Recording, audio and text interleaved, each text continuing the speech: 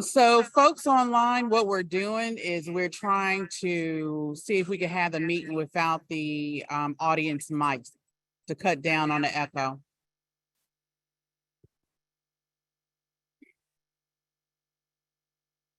Okay, can you guys hear me in the audience? Is that better? Okay. Thank you. Thank you for your patience. Time now is 7:14. We'll call the meeting to order. My name is Lisa Gore. I'm Chair of ANC 34G. Thanks for coming out to our public meeting tonight.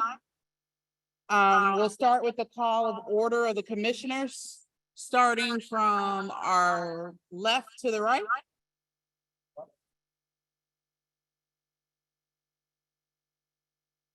Yeah.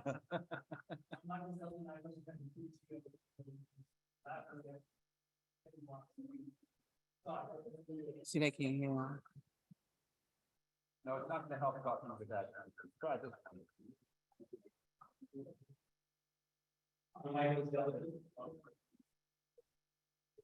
Let me try this.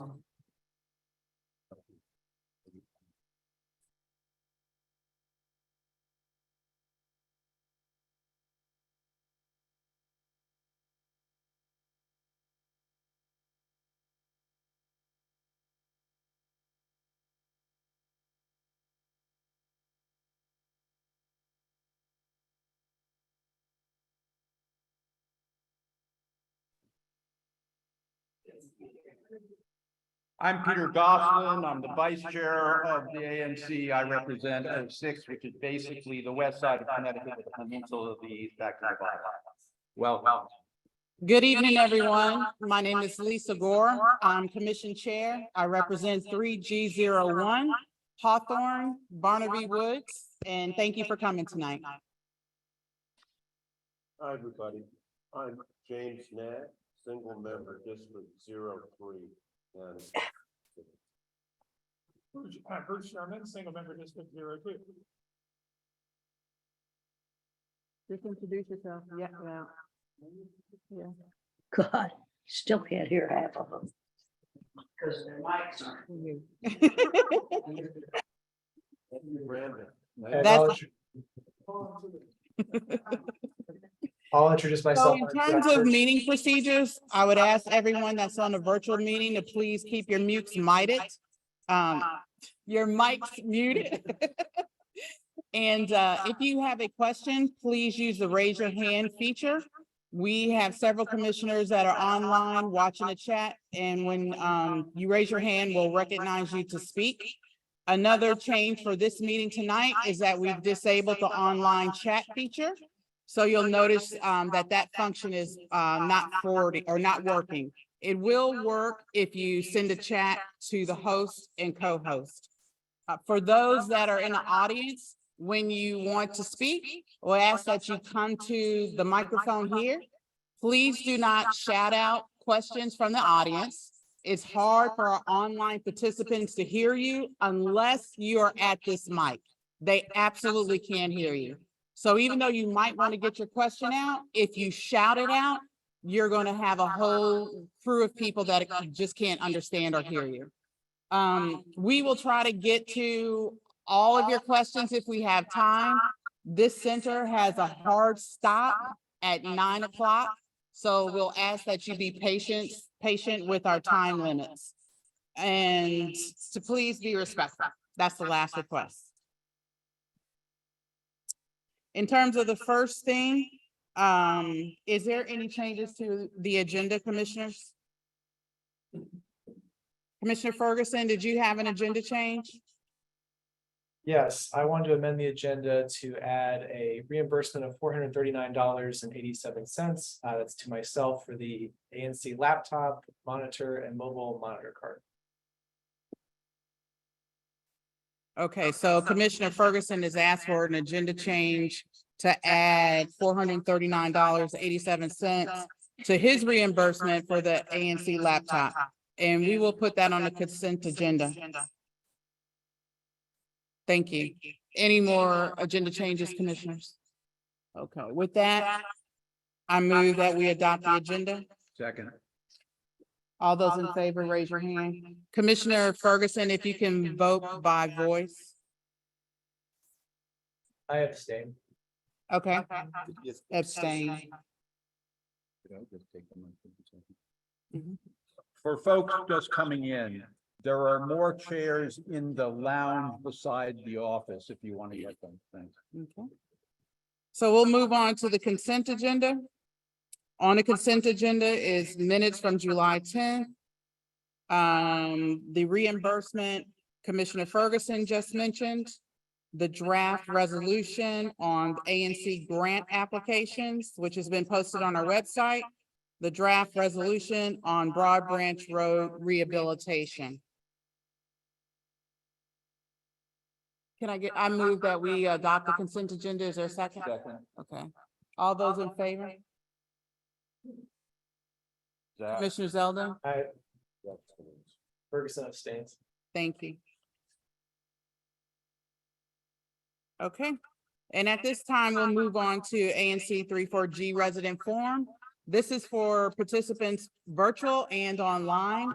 It gives the community an opportunity to raise an issue that's not currently on our agenda.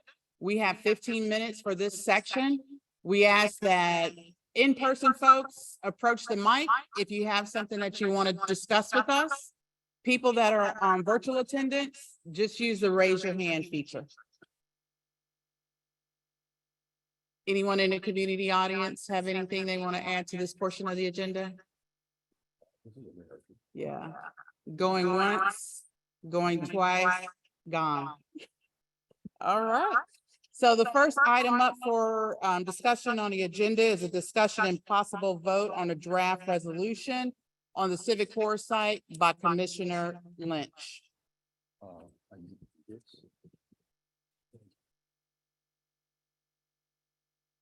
Thank you, Chair Gore. Basically, this resolution calls for a couple of things. It asks for the institutional needs of the library, the community center. It asks that the Office of Planning and DMPED receive the community survey that is going to or slated to be completed in October. And then on top of that, it also encourages the city to explore the usage of the Wells Fargo site across the street. So those are the basic premises of the resolution, and it is purely to gain more clarity about the intentions and vision that the city has for the site we are on right now. Thank you.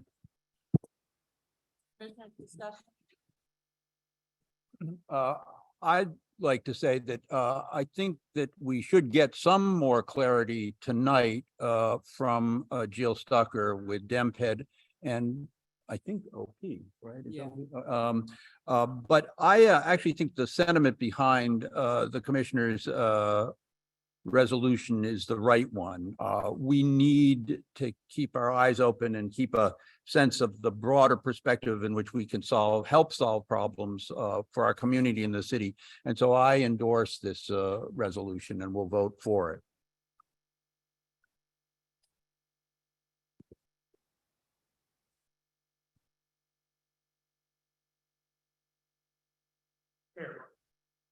Yes, I too share Commissioner Gosling's views on the draft resolution. I believe it's very important for the ANC to honor the views and concerns of the neighbors. We articulated in a resolution that was passed on May 8th, concerns that there be a full community survey. Talk into that. Yeah. Also, they can't hear you online. That there be a full community survey, which we're in the process of doing. I also believe that it's very important for our ANC to look at the entire sweep of the 4-block section from Livingston to Chevy Chase Circle, consistent with the small area plan, to understand what the corridor is going to look like over the next 15 years.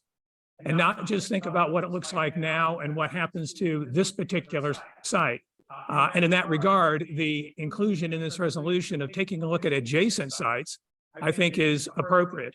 I also say that in light of what our council member Matt Frumin articulated in his February 8th letter in that regard. So I speak in favor of the resolution. I do have a few friendly amendments to it at the appropriate time. Well, that would be nice. So I would suggest a friendly amendment would be to item 5 in the background and resolution section. That and to the second sentence that currently reads, "We will work constructively with the city towards that goal." I would keep that language and add, "by conveying the views and concerns of our constituents." I believe strongly that we are in this position to express your views and your concerns. And so I think it's important to clarify our role in that regard. I also would suggest in the resolved section, item 3, striking affordable housing is still a worthy goal we seek at the Civic Core site. Let me be very clear about this. We are in the process right now of ascertaining our constituents' views. In my single member district, I have held several open community Zoom sessions. Some of you in this room have participated in those. I have spoken to members of my community separately. I have taken dozens of emails from my constituents on the Civic Core. In the last 3 weeks, I've probably spoken to more than 100 or 125 of my constituents. This is a process of discovery and understanding where our constituents, my constituents' views are. Right now, identifying anything that could be seen as prejudging the results of the survey that we're going to be putting into the field, I think is misplaced, as however much one might support the goal. So I think it's important to clarify that we're keeping options open as you still weigh in with us and express your views. So that's the reason for that suggestion to the third item of the resolve section. Could I? That is it. Could I suggest, could I offer a friendly amendment to the friendly amendment? Yeah. What, would you be satisfied if we struck the words in the sentence you were just talking about, "we seek"? I mean, then the sentence simply says it's a worthy goal. Let me note also another issue, which is that item 5 of the background and rationale section already articulates that the ANC strongly supports the need for affordable housing. That language is in there. It's merely the attachment in the second part to the Civic Core, where there are still many views in the community that are forming around what it is that you want, we collectively as a community want for the Civic Core. So I'm simply articulating the concern there that we leave open that particular part. Okay, let me move on to Commissioner. Excuse me, hang on a minute. Let the commission. I'll call for community comments, just for some of the new folks. We let the commissioners go, then I'll call for the community. Commissioner Ferguson, you have your hand up. Go ahead. Yes, thanks. We can't hear you. Okay, I'm unmuted. Can you hear me? I'm unmuted. That's odd. Our output is not working. Hold on, let's just see if I can. Hang on a minute, Mr. Ferguson. Sure. I'm trying to keep talking just so you can tell if the mic's working. I know 92 people are online that can hear me. Yeah, the online audience can hear him, but the in-person attendees can't. And for the online people, you're welcome to chat with me if you are miss the chat function. Want to chat? We do get them. Co-host. Can you hear me now? That's a little better. I can hear you out of my internal speaker. Go on, speak as loudly as you can. Sure. So I've talked to Peter about this, Commissioner Lynch, and give my feedback, but I'll say it here. I think we're already getting more clarity. Tonight we're hearing from OP, we're hearing from DMPED. We've already issued a resolution, and they've responded by doing the Our RFP, which I'm very excited about. I've talked to constituents about this resolution. I think the city is working to get us more information. They're in the middle of the process. So I don't see the need for this resolution at this time. You know, it's not like this is the last chance for the ANC to weigh in. We're gonna have plenty of time as the process continues. Further, I just point out that on, you know, tying this redevelopment timeline to our survey, the survey is important, but so is having paid staff for the ANC. Our commission has been trying to get paid part-time staff since December 2021. You know, it's really important. We've been working hard on it, but it's taken us over 18 months to do that. So I don't want to tie the city to the ANC's timeline. We're 7 volunteers and we're working hard, but you know, if this community center gets built at the pace of 7 volunteers, I worry about that. So that's another one of my concerns. Thanks. Any other commissioners? So let me ask Commissioner Lynch, which. Let me turn off the volume. I have it. So Commissioner. Yeah, just 1 minute. Just 1 minute. Commissioner Lynch, you've been offered a couple of friendly amendments. Do you choose to accept any of them? I respect where Commissioner Sherman is coming from with both his friendly amendments. I would be happy to accept the first, but I would hesitate and don't think that it's in the best interest to accept the second in the resolved section.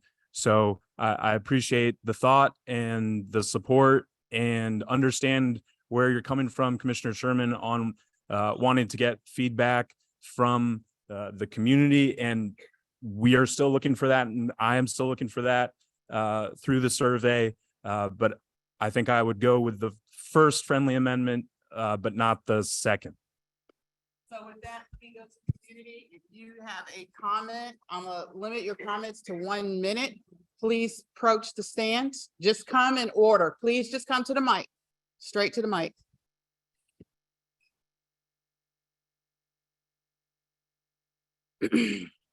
And speak loud enough so the folks behind you can hear as well. On McKinley Street. And I have a question about the well. I'm sorry. Can you hear me? No. Well, we'll have to recite. She's Kathy Ladan. Yes, What's your street? McKinley Street. McKinley Street. So I'm very close to the community center. And so I'm greatly interested in this issue. And my question though is about the Wells Fargo site. This seems confusing to me because I don't understand what the purpose of investigating the Wells Fargo site is. Is that as an alternative to any construction here of housing? Or is it an addition? Is it something, why are we throwing that into the discussion at this point? A good question. You want to take it or I'll take it? You can take it. Thank you for the question. The idea of throwing Wells Fargo in is with the thought in mind that between the library and the community center, I noticed this the other day, there are 5 floors between both these buildings that are used and active. And we also have outdoor space that is used and active and valued by the community. I think that the goal of trying to achieve affordable housing at this site, as it says in the resolution, is a good one. If we were able to, and I think it's a long shot, but worth exploring and worth trying to figure out, if we were able to somehow include the Wells Fargo site to expand the footprint of the Civic Core, I think we'd have more leeway to do the things that, from my point of view, it seems like the community would like to do with the Civic Core. So if it's possible, if there's just a glimmer of hope that the Wells Fargo site could be used for all the needs that this site has, I think we should explore it and look into it. It's not in lieu of the Civic Core. It's not to replace it. It's not even a guaranteed solution, and who knows where it would go, but it's just encouraging. Let's look into it. Let's explore it, see what the possibilities are. Okay. My comment is that I think it's a good idea, but I think that, as you said, the odds are pretty much against it. And so where will the commission go at the step after that, if it's in fact shot down as a possibility? So I don't know that the commission has the wherewithal to negotiate and deal with Wells Fargo, which is why I brought the resolution so that our friends at the city could possibly do that. Okay, okay. All right, thank you.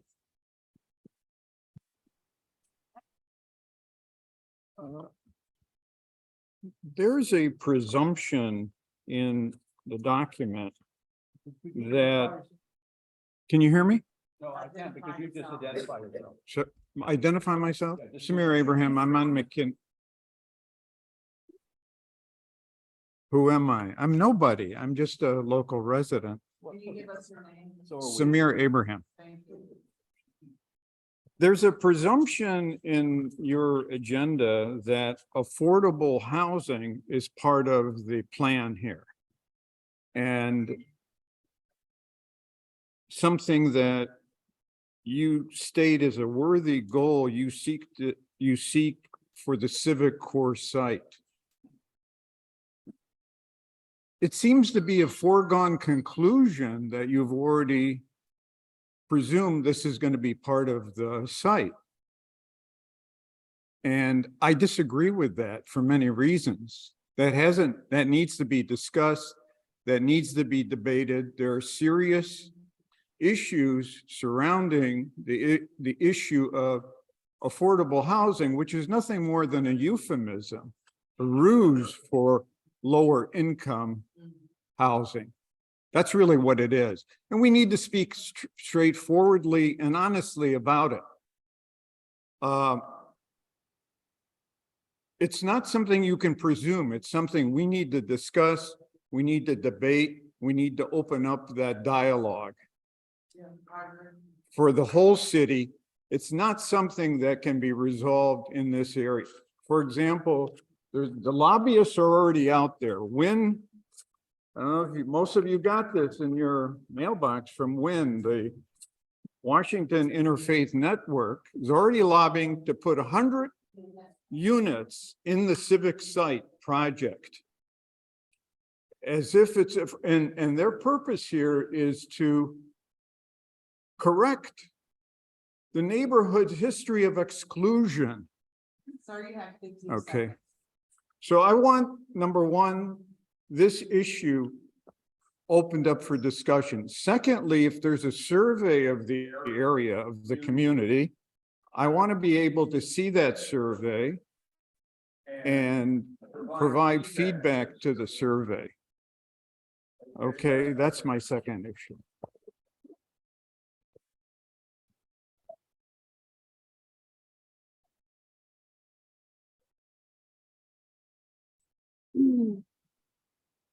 So we're going to let this speaker be the last speaker on this resolution. And I want to caution the community, we're talking right now about Commissioner Lynch's resolution. We're not talking about affordable housing. We're not talking about the Civic Core in general. We are talking about a resolution that Commissioner Lynch has put forth in terms of a statement that the ANC has given. We had one amendment that was friendly, that was denied. So the commission, after she speaks, will take a vote only on this resolution. So I don't want you guys to think we're voting on the whole Civic Core issue, because that's not what we're doing. But then just to also address his comments, I do want to remind maybe people that haven't been part of this discussion for long, the ANC has been discussing this issue since 2018.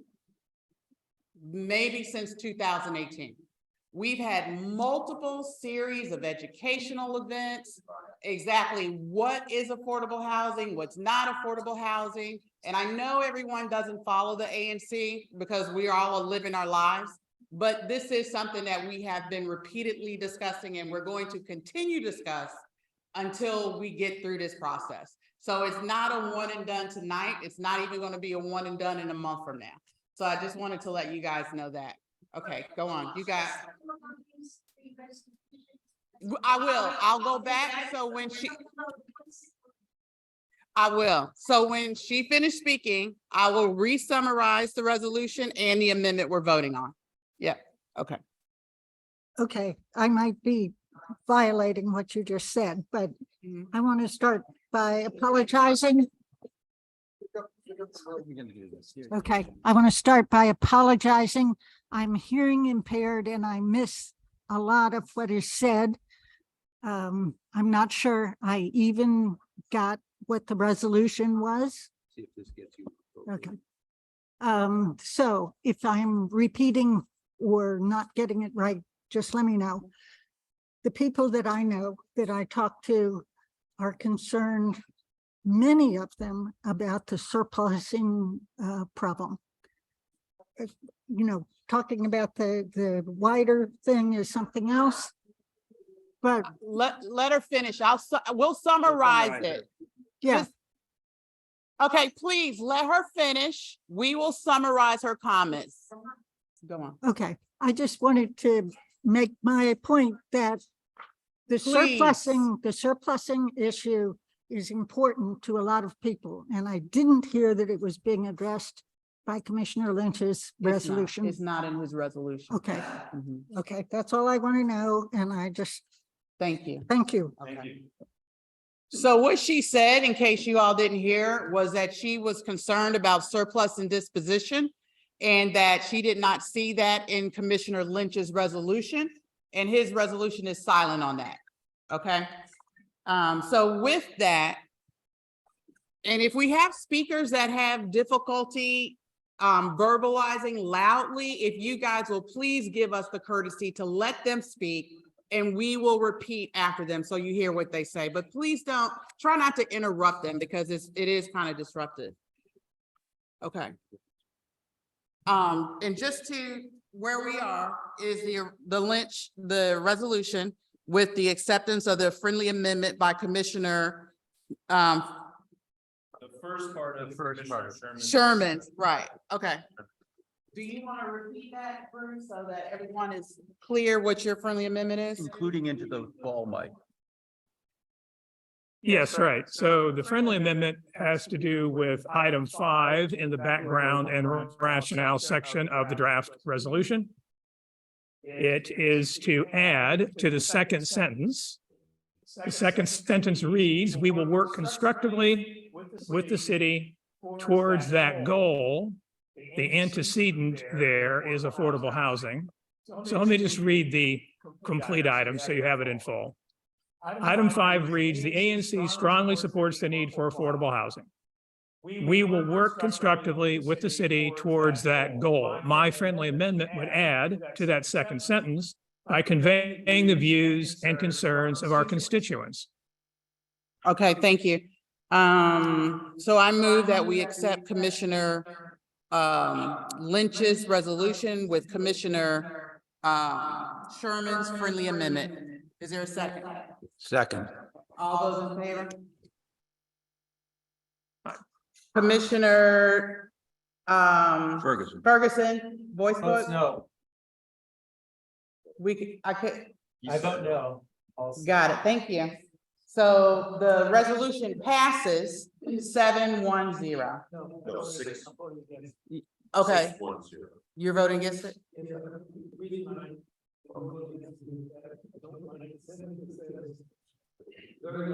This may help alleviate the space at the civic center.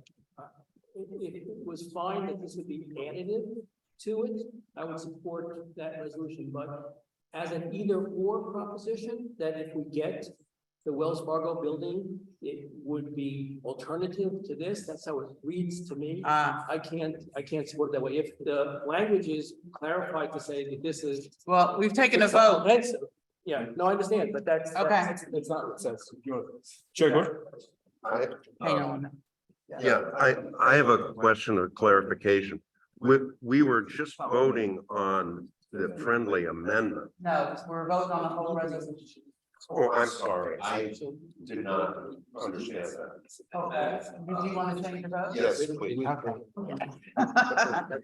Okay, commissioners. I thought we were voting on the friendly amendment. Okay, let's go back. So we are gonna retake this vote because there's confusion on what we were voting on. So right now, what we are voting on is the resolution with Commissioner Sherman's friendly amendment attached. If there is still discussion, now is a quick time to have it. Yes. Take Commissioner Zeldin's clarification on the language that it is both sites, not either or. Okay, so tell me specifically in the resolution, where we're changing. It would be the very last sentence, which reads presently that the acquisition of the Wells Fargo sites might alleviate the need for space at the Civic Center. For me, alleviate the space at the Civic Center means it would no longer be necessary. Okay, so what do you want to change it to? To say that it would help be additive to space.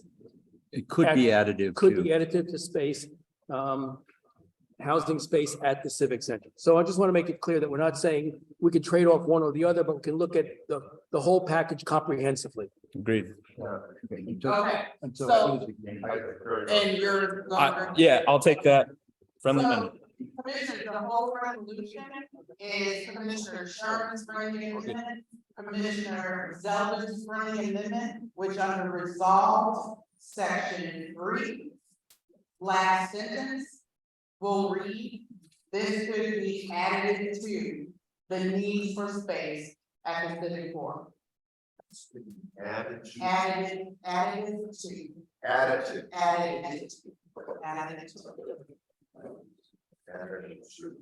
So that we're not excluding it. It means joining, okay?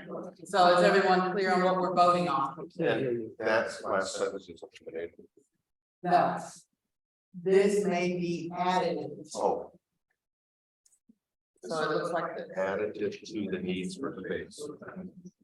Yeah. Okay. Commissioner Sherman? You clear what we're voting on? Yeah. Okay. Commissioner Ferguson, are you clear what we're voting on? Thumbs up? Okay, commissioners, we're retaking this vote. All those in favor of the motion to approve the resolution as amended, please raise your hand. Please raise your hand, Commissioner Zeldin. You're not. Commissioner Ferguson, how are you voting? Thumbs up, thumbs down? I vote no. I can't hear you. You're gonna have to do thumbs up or thumbs down. I vote no. Do a thumbs down. Thank you. Okay, so it's 6-0-1. Yeah, so the motion still passes. The vote is 6-1-0. Okay, thank you, Commissioner, for getting through that. We have to move on, folks, because I know you guys are here for the main event. Sorry that took us so long, but I want to introduce Jill Zucker from DMPED, who is going to give us a presentation. And I'm going to really ask you guys so that he can get through the presentation to hold your questions at the end. We're going to go immediately to community after he speaks to get you as much time before him as possible. But we have to really try to move this as quick as we can to get his time in before we get, shut out of here. So with that, Jill, thank you for coming tonight. I really appreciate it. And the floor is yours. that is the mic you speak into for virtual. Give him a mic to speak into.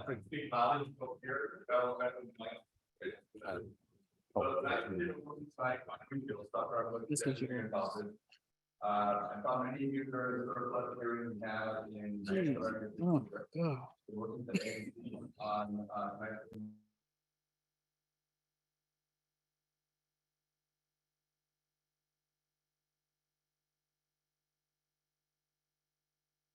views are in the past, shown what we included in my RFPs. Introduce our facilitator, the RFP process going forward. And also go through a brief summary of the community survey that we included in the spring and some of the results we found. Taking up on this. Yeah. Very good. Go to the third slide, please. Third page. Hold it. They can't hear online. They can't hear you online. Make sure he's unmuted. Brandon, can you check whether he's in? Here. There we go. Can folks hear me now? I'm good now. I think I unmuted myself online. Can folks hear? Yes. Sorry about that. Yes, they can hear online. Okay. So in the RFP request for proposal process that our office generally does for developments across the city, we've made some additional community engagement for this project specifically based upon the ANC's request. I wanted to go through those so folks understand the level of engagement we've done to date and we will do going forward.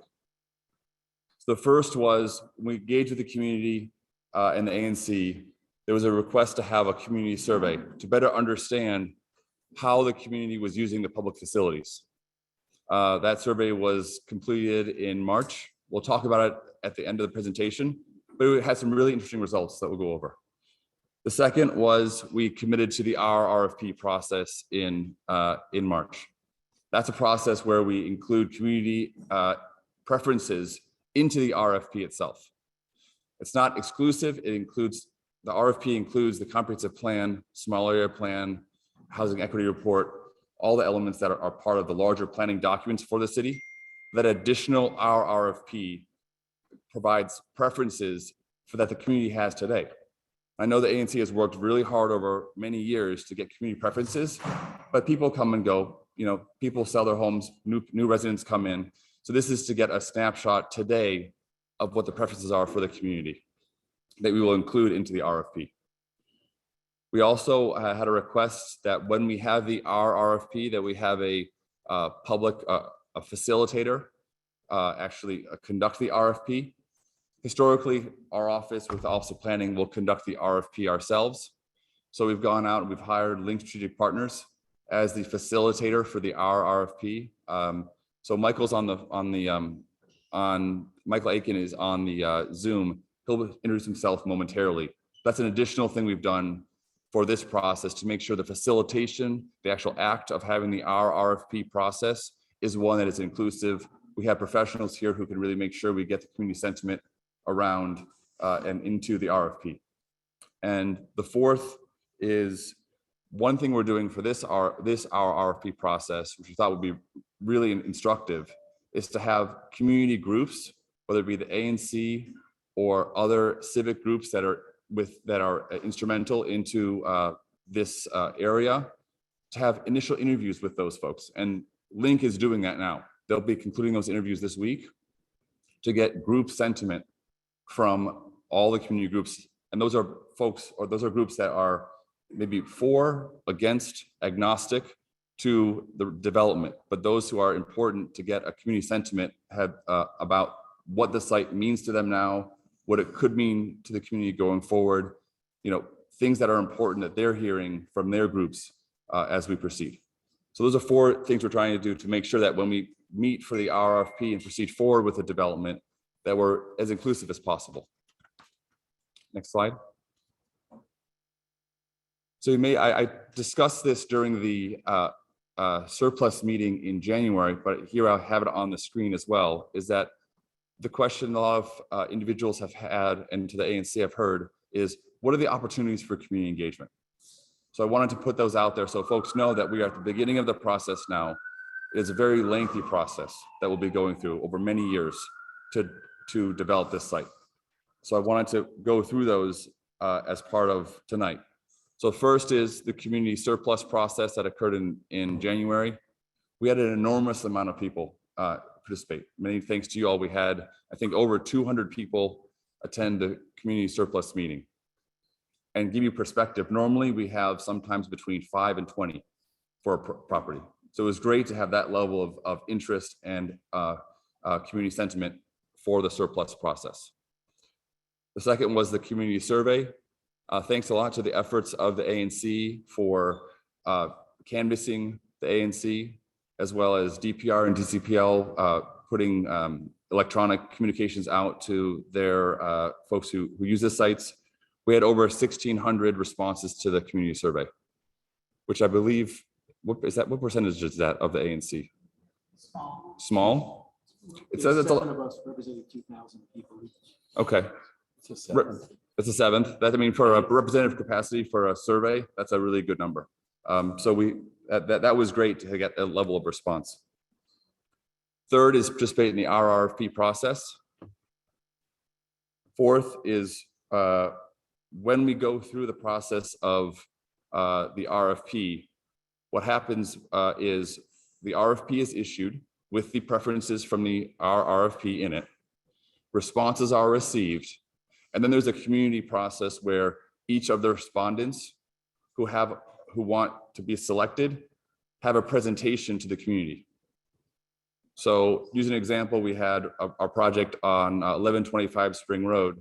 I believe we had 10 different respondents with 10 different thoughts about what the site could look like, present to the community. And the community was able to hear those respondents, hear those concepts, ask questions. And it was really helpful for the city to hear the community's input from those discussions. There's also a council process for both the surplusing and the disposition of the property. That's a process, as an open process. Individuals can testify during that process. And that's a great opportunity as well to have a broader view of not just for the ANC's view, but also a district-wide view, because those are district hearings. Also, what you're doing tonight, and as you do ongoing, is provide testimony or information to the ANC directly.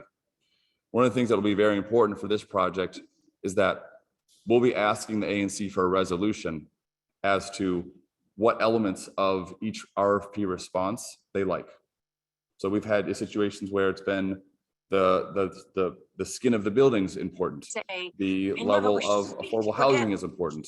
The way in which the parking associated is important.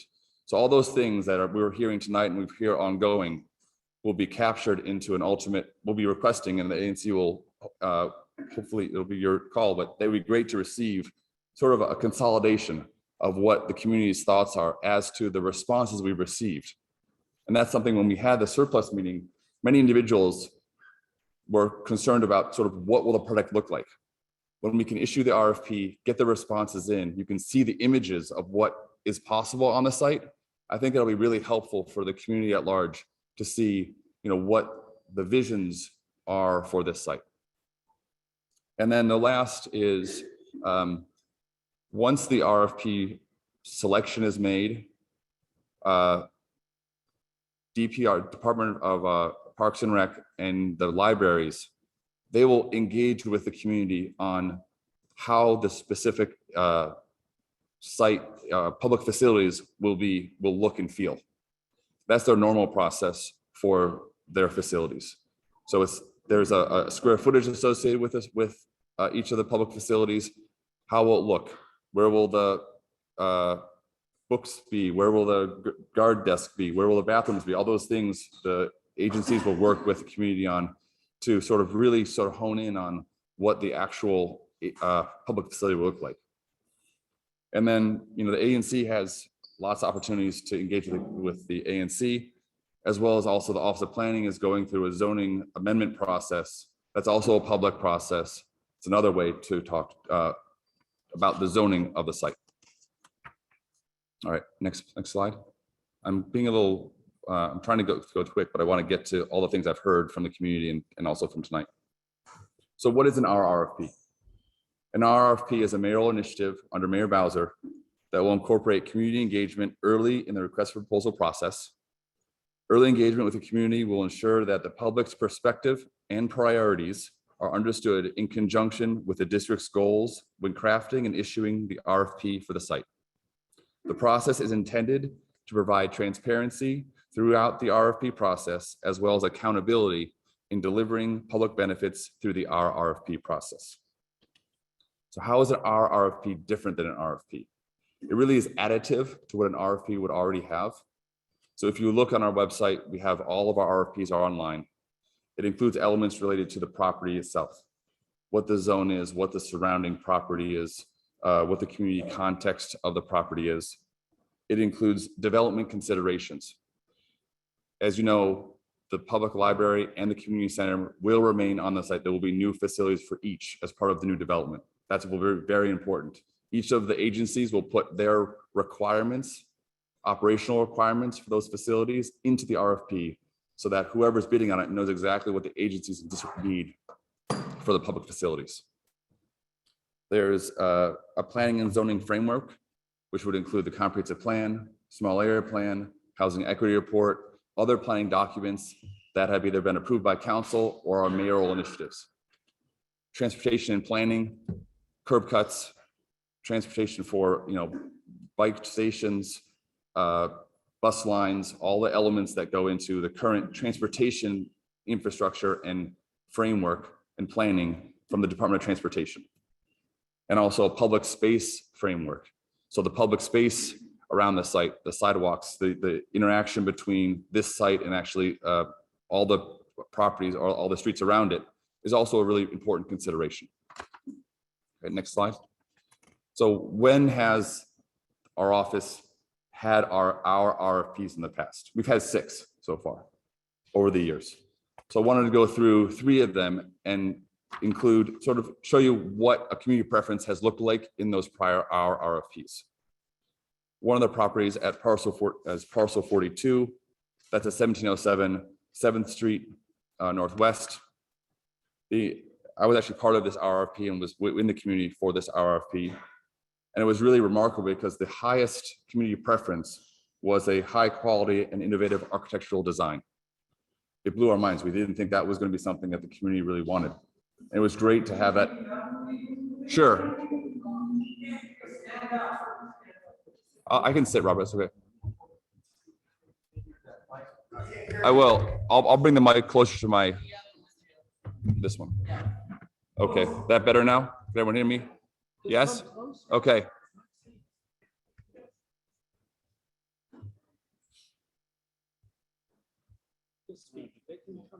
I'm aware I can.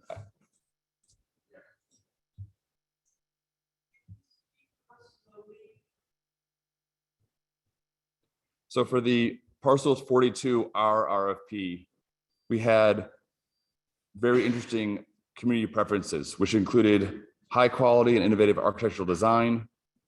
Mixed use development should include a vibrant retail mix that includes destination and neighborhood serving retail. The residential mix income component should maximize affordability, active, publicly accessible space, encourage pedestrian activity, include vibrant streetscapes, and incorporate sustainable landscaping in the surrounding public space. Any structures and landscaping should have a minimal impact on the environment and should strive to exceed minimum green building requirements. And lastly, a focus on local hiring and business opportunities. It's fairly expansive. It went through both the site itself as how it would impact the local community. Another property was Northwest 1. This is a larger property than parcel 42. For this one, it was in 3 categories. One was for housing priorities, a significant portion of larger family-sized units, and as much affordable housing as possible above the 211 replacement units, and a minimum requirement for district dispositions as viable, targeting the lowest income bands. So there were this was a property that had returning residents going back, so there was replacement units as part of this property, which made it unique. Second area was design and density. Incorporate connections throughout the site and provide residents access to amenities and gathering space. And the third major priority was ground floor and public space. Opportunities for the activation of ground floor uses such as retail or neighborhood services and sustainable public space improvements that promote both active and passive use. And the third, I won't go through all of them, but I'll go 3 tonight, is Eastern Branch Boys and Girls Club. So that property is at 261 17th Street Southeast.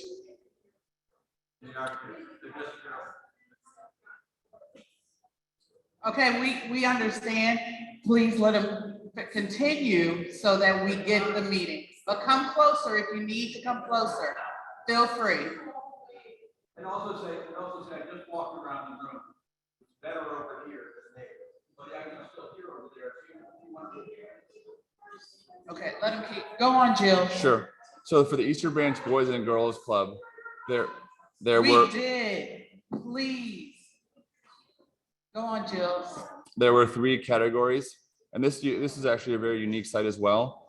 There was a housing priority as the first category, opportunities for home ownership, housing reserved for seniors, multi-generational housing, and preference for family size units. This property is in Capitol Hill. There were a lot of aging seniors. They wanted to make sure the seniors could stay in the community in smaller properties that they could afford.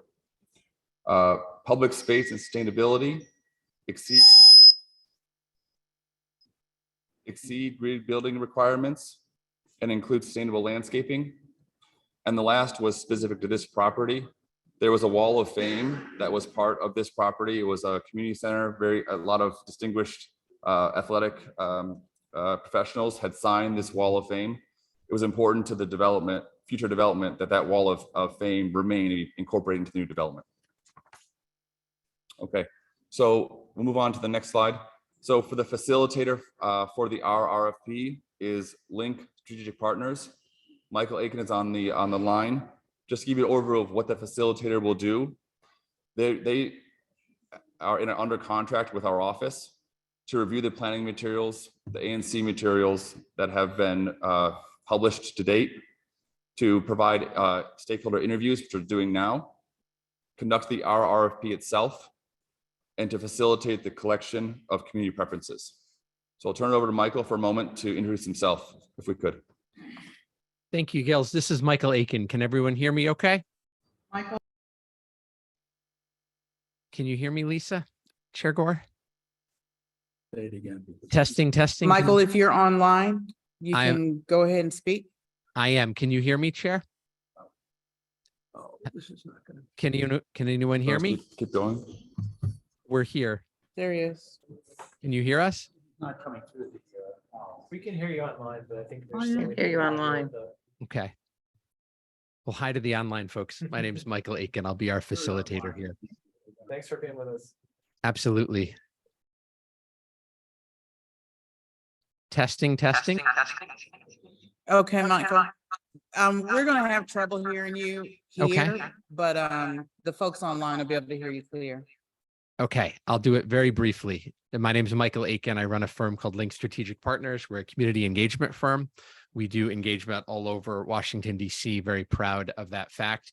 We do not have an opinion on the site or what goes there. We're objective community facilitators whose job is to make sure that there's a process that gets as much feedback as possible and uses that feedback in a decision-making way.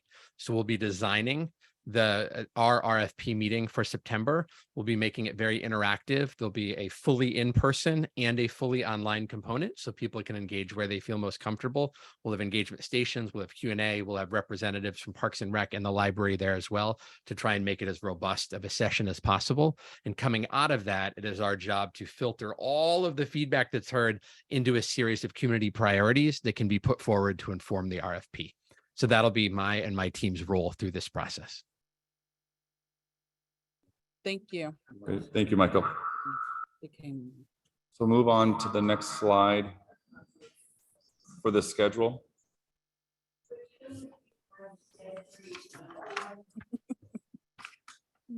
Jill, do you want to repeat what Michael said? Sure, I'll do my best. Thank you. So Michael was hired as an objective third party to run the Our RFP process. His job is to get the community feedback, put all the community feedback together to incorporate the community preferences into the Our RFP. Okay, so for the schedule, can you move to that next slide, please?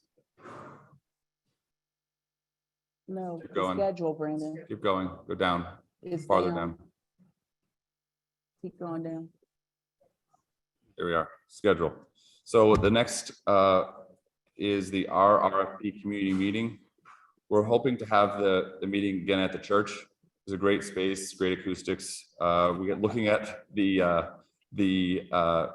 reservation availability at the church. So we're looking at September, maybe October, whatever their availability is. We're looking at a Saturday.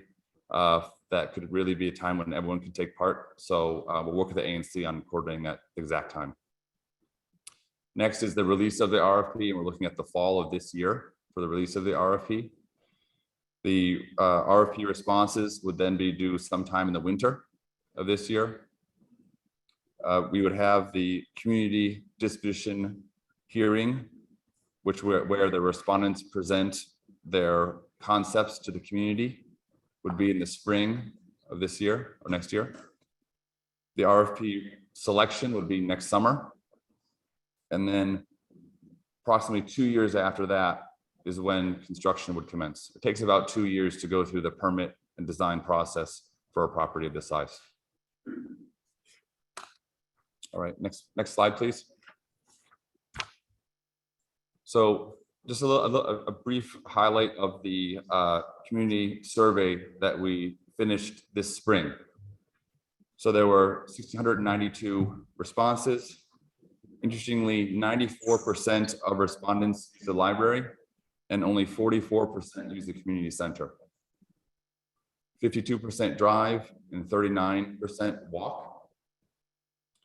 The benches and outdoor seating was the most common outdoor amenity people enjoy at 46%. The top 2 outdoor new amenities that the community wants from the survey were an independent outdoor space to read or work, which is 50%. And second was a rooftop gathering and event space at 45%. The top 2 indoor amenities were a flexible athletic space at 46% and a senior lounge at 34%. And last, 64% of respondents do not have children in their household under the age of 18. So we'll be looking at the census and other census data to see how the actual area relates to the survey responses, so we can better understand how the representative the survey is of the community. So that's this presentation for tonight. I'm happy to answer any questions individuals may have. So community members, if you have questions, just come to the mic. You guys can line up. Hi, I'm Christopher Bain. I just had a question about the September community meeting process. Before that meeting, will there be a draft RFP released or proposals released that the community can react to, or will you and Link just be asking us open-ended questions at that meeting? Sure. So an RFP on its own includes all the planning documents that are already available and have been voted on by either the council or initiated by the mayor. And our RFPs are actually relatively standard when it comes to the requirements to adhere to district law, the first source requirements, CV requirements. To answer your question, the community input will provide, for the RFP, will provide a section into the RFP when it's ultimately released. But the question was Correct. whether and then to your question, sorry, I was responding to the commissioner. There won't be actual drawings or anything of a concept because we would not have to release the RFP, so we would have no responses to discuss. Thank you. Thank you. I actually found your presentation to be pretty thorough, but one of the concerns I have is you cited 3 communities as an example. 80th in New York, if I understand them correctly, because you didn't give the one on District 1, but I looked it up. It looks like 80. First in New York, first in New York, Capitol Hill, and 7th, and I think Rhode Island, like near Howard University.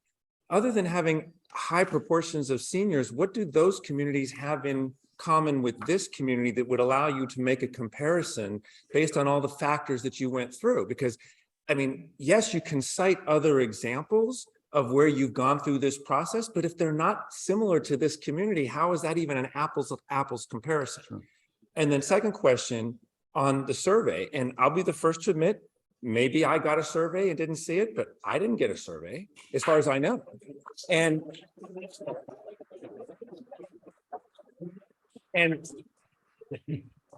I wasn't, so one of the concerns when I spoke, I was here at the last meeting, and one of the things that I said, as someone who's genuinely trying to figure all this out, was there's a lack of trust and transparency.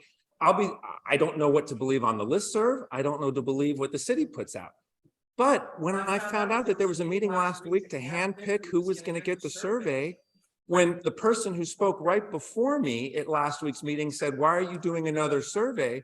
The thing that went through my mind is, even if you don't believe you were handpicking recipients of the survey, the national last week or 2 weeks, whenever the last meeting was, Cheryl, I don't know her last name, asked, why are we doing another survey when there was a public comment period to be put out? And one of the things that she said was the concern about a survey is that you are not satisfied with the results that you got previously. Now, whether that's true or not, It's not. okay, but then why would you then go through another process where you're picking recipient? We are not handpicking recipients of the survey. The email that I'll you talk to you about it. I know, but afterwards, the email but- that you sent last week to the group complaining about, and I think you're concerned about. Yeah, listen. But in that You're- email. That information is incorrect, and I will be happy to talk to you about it offline. Okay. We're not handpicking. That's absolutely disingenuous. It's not true. It said something to the effect of, we No, tried to pick the most representative. Okay, well, let's talk I'll about. clarify with But you. either way, my point is, if you are not having an inclusive survey, that's my concern. Is whether we agree or disagree, we don't know who the survey is being sent to. So therefore, you don't know how you can determine whether or not it's all people for, all people against. But the other thing you put in the email about Northampton and McKinley, I think that's perfectly acceptable. I live on 39th, so I'm not right here, but I'm a block and a half away. We're 39th and Morrison. So I do agree with that, but it still keeps unclear who's actually receiving the survey. So when you cite those statistics, they sound good on paper, but if you don't know who actually got the survey, how can you actually use that as a data point? Sure. So. So can I see if I can try to clarify? Could I just, before the next speaker, could I just see if I could clarify what I think is just a confusion about what Lisa's note was last week. I don't want to get into the full substance of it. The issue is this: we're trying to design a new survey that will go to everybody in the community. We want to talk to people on all sides of the issue to get a feeling for what questions would be credible and would go to the heart of what are people's concerns. We don't want to do a survey of everybody to design the survey for everybody. We were just trying to say, we were arguing among ourselves about how we test market our thinking about a survey. But the survey, when it's drafted, the one we're doing, set aside, I'm not talking about DMPED, the one we're doing will go to everybody. Okay, just so an attempt to clarify. Okay, so. Yeah. We're working on that. We're talking about door knocking. We're getting volunteers to help us. And if you guys want to help get that out, we would love for you to join us. We're also talking about seeing if you can do mailers to everyone in the community. So the goal is 100% to touch every door in this ANC. Okay. Yeah. Can I respond to the last question? Yeah. Sure. Yeah. So the reason why we have 6 our RFPs specifically, the reason why they're not meant to compare what your ultimate preference would be in this community. The purpose of sharing them were what other communities in the district have said are important to them. You guys choose your priorities. But we just wanted to show, a lot of people had a question as, what does an RFP priority mean? What's a community preference mean? So because we have 6 so far, wanted to have a few examples of what they were in other communities. And as to the survey, I can tell you that the agencies themselves put out emails to their cardholders, to their folks who are on their listservs. Our office printed out flyers for each SMD and delivered, I don't know, it's maybe About 7,000. So 7,000 of each those. commissioner had about a couple hundred, and we walked our SMDs distributing those as well. We also had posters that we put around. We had folks from the library on Connecticut Avenue during the day to make sure folks could see it when they went by. So we did, and we extended the survey as well based upon the ANC's request. We did everything we could to get an inclusive survey. And again, having more than, I believe it was more than 10% response of a survey. When you look at what a survey response normally is for a qualitative analysis, that's a high number. My name is Leonard Chambon, 3619 Legation Street, and this is a question about the RRFP. No, not that's. That might, That yeah. doesn't do it, doesn't do it. My name is Leonard Chambon. I live at 3619 Legation Street Northwest, and this is a question about the structure of the RRFP. My main concern is the height of this development in this area. I asked on the chat with the zoning commission how high the heights are in Friendship Heights, because I don't want this neighborhood to look like Friendship Heights on Wisconsin Avenue. I still don't know how high those are for comparison. When you put out your RRFP, are you going to presume the acceptance of the zoning commission's proposal for the heights in this neighborhood?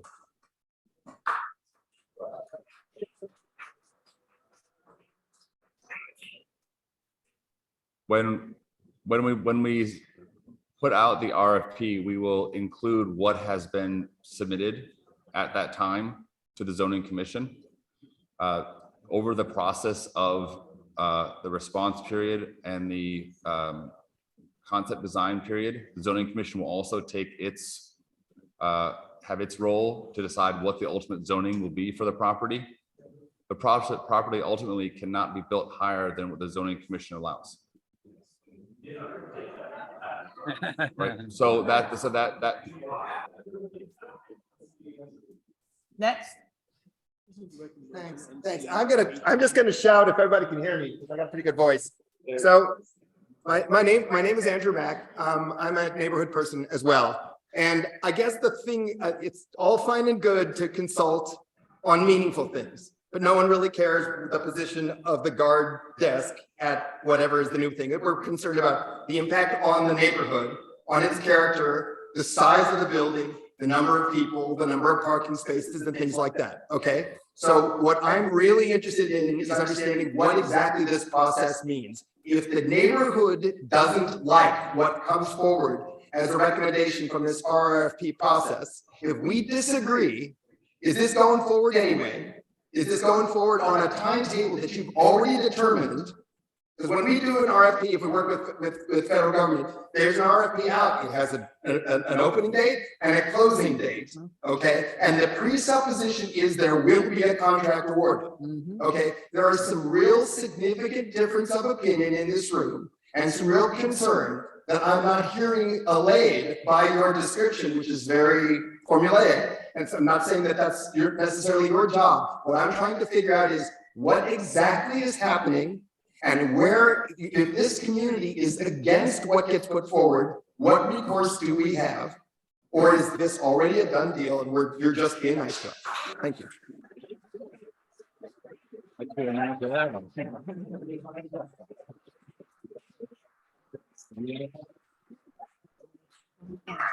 So to answer your question, so there's been a lot of planning over many years for this site.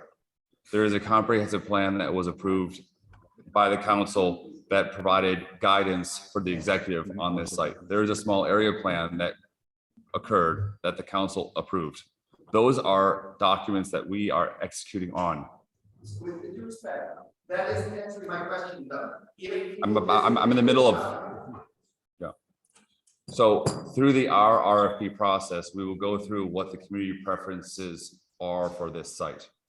It will be additive to what is already legislatively required of us to execute for this site.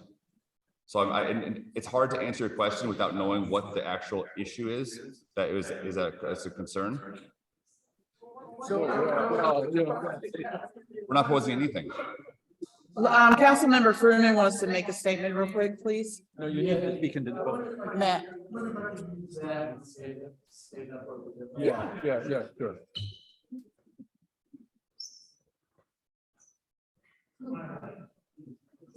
Say again.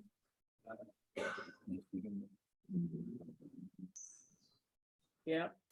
Hopefully I can be loud enough and people can hear me. Can you hear me like this? All right, thank you very much. Unmuted. So this is a process, I think Chairman Gore referred to 2018 as when this process got started, and that's right. It's been 5 years in moving forward on this idea.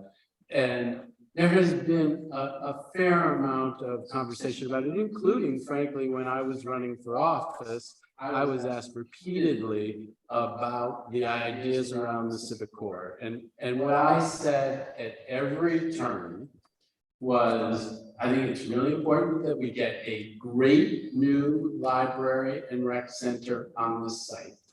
I also think, and I know, people have expressed reservations about affordable housing. I think it is absolutely critical that we build housing on top of this site that allows.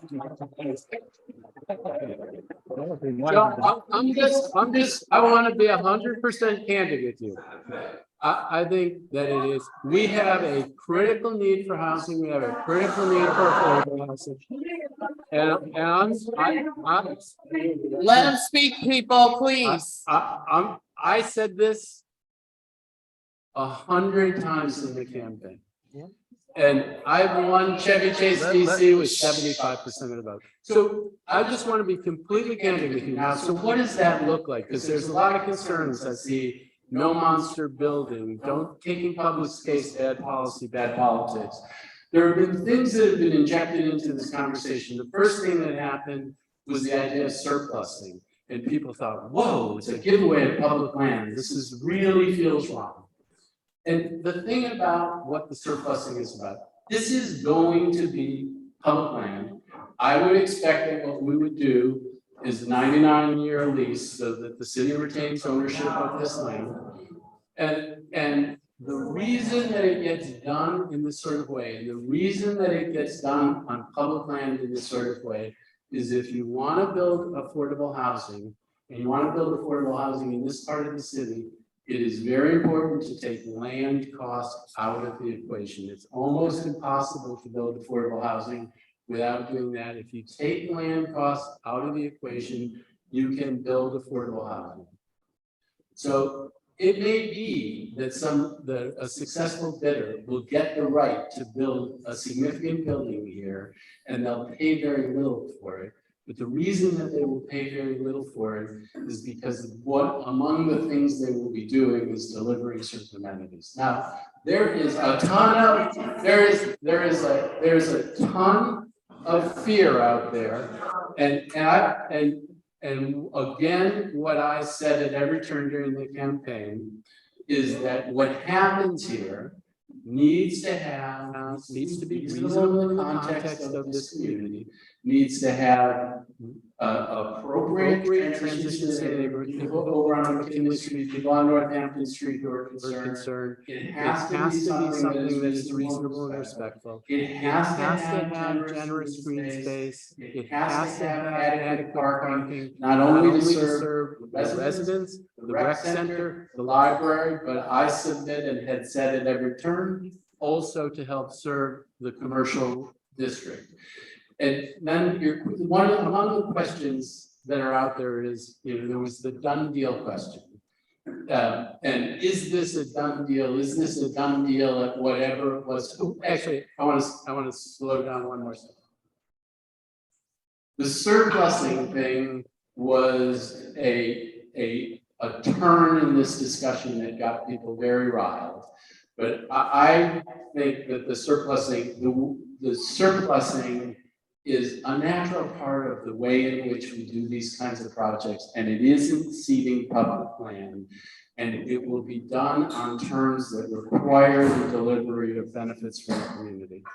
The next thing that happened, and there's a couple of things that happened, is the Office of Planning came out with their proposals for zoning. The first proposal for zoning, when I saw their first proposal for zoning, I had a cow. I mean, I thought 94 feet, this is crazy. What's going on here? And I pushed back, you pushed back, lots of people pushed back.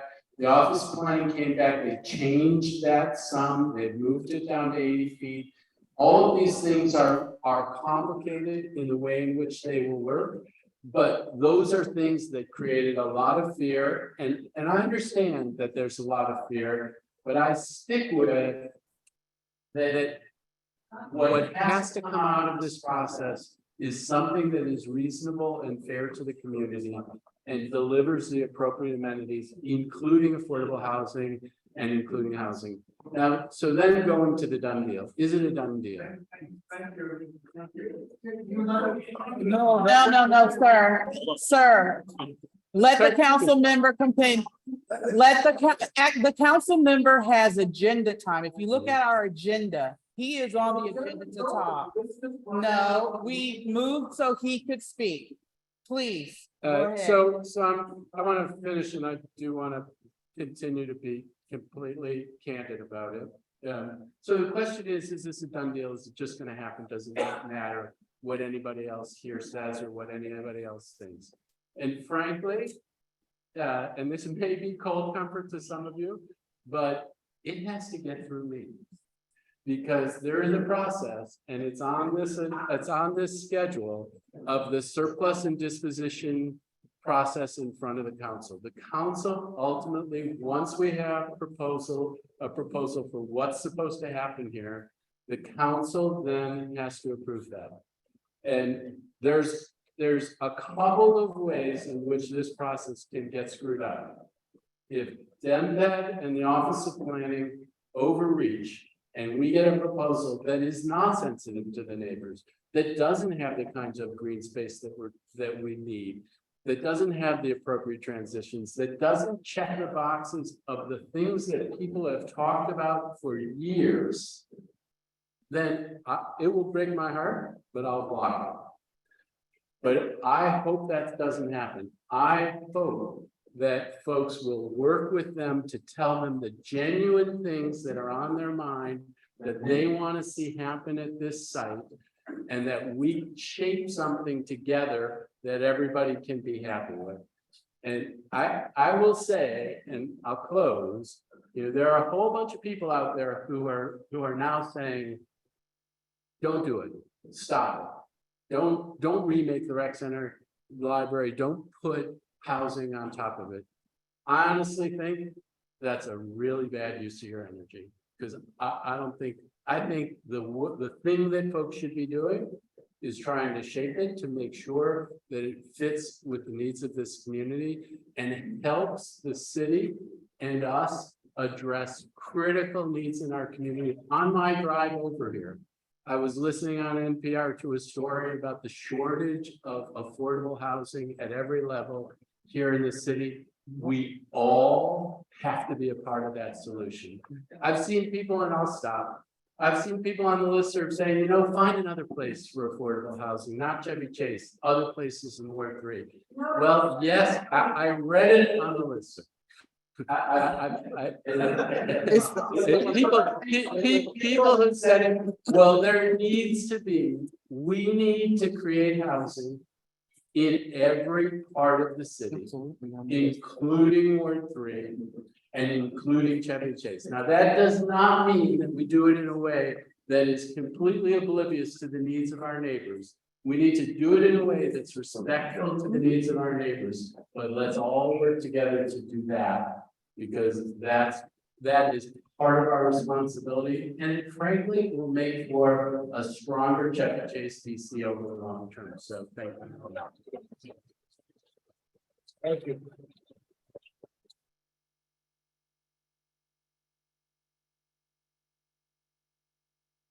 First, I want to thank the ANC because the resolution was really needed because of the noise that has been introduced in this process by the zoning proposal that is completely inappropriate.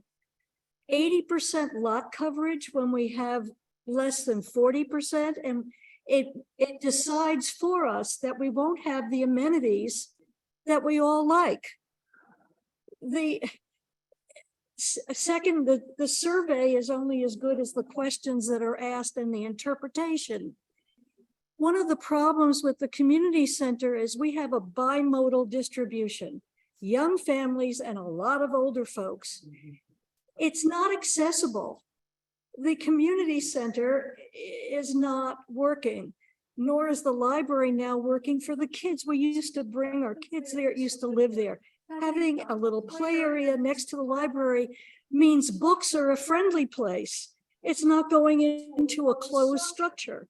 So the minute we say that we really want to keep those amenities and try to design the new library and community center with some affordable housing, that to me is fine as long as I see what's happening. And this community knows what it means to have zoning by right. Once you make that zoning by right, the proposals will come in saying, all right, they allow this, and this is the only way we can get affordable housing. Well, I'm on board I really had to think hard about it, but I finally accepted, all right, let's put some affordable housing here.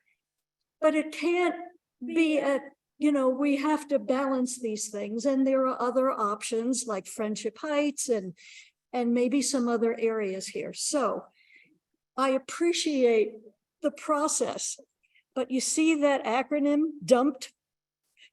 When we got DMPED, we were going along with the small area plan, but nobody was giving us something visual. And then all of a sudden it was surplus. We're being dumped. The zoning, and then it looked like it was all going ahead no matter what we said.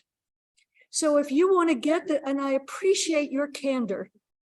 I really appreciate your candor. So when you say only 40%, 4% use the community center, you have to consider who would be using it. Okay, that's all right. So I love everybody here. I love you guys. You volunteer for this abuse.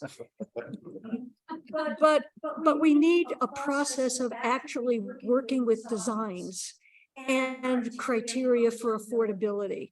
And I don't think you should shortchange the ability of this community to work on that in a concrete way. Thank you. I live on Nebraska Avenue.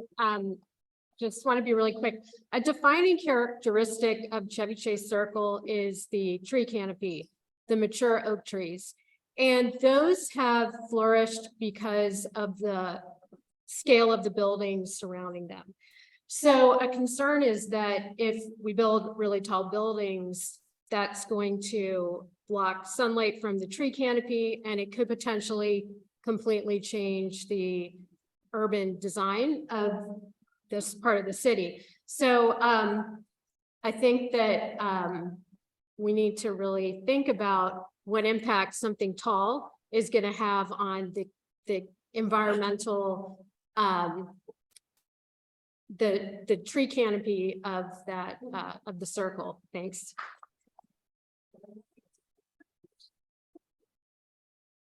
Hi, my name is Beth Slavitt. I live on McKinley Street, and I will be very affected by this. I have no parking. I only have street parking, so it would be really affect me. I want to thank everybody who's done work on this, including you. I know you were dealing with a hard microphone, difficult microphone, but I know you were doing your best.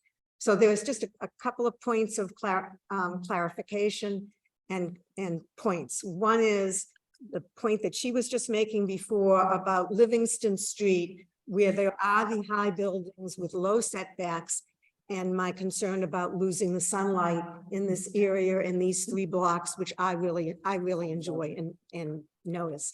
The second thing is, my understanding is, and please tell me if I'm wrong, I'm just asking for clarification, is that ultimately, with regard to height, it's going to be the zoning commission who makes the decision unless it is overturned by the council or the mayor. Could I have some clarification on that?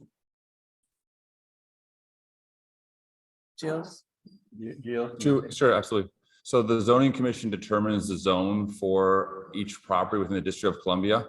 Which deals with the height of the building, correct? Setbacks, lot occupancy, all of it. What also was important, which the councilmember talked about a few moments ago, was when we bring a development proposal to the council, it has to be context sensitive to his what he needs and what the council needs. So that's a second level. When we have a public-private partnership, we seek council approval for each of those developments. So it's really a two-part answer. Okay, so there's just, I think, a concern about this particular site. I grew up in Boston. The Mission Hill site was a great site. It was done between Harvard, Harvard and the community. I think there just is concern about whether this space is large enough to put in the number of units that warrant a developer, coming in and developing something that the community feels comfortable with. Thank you. Thank you.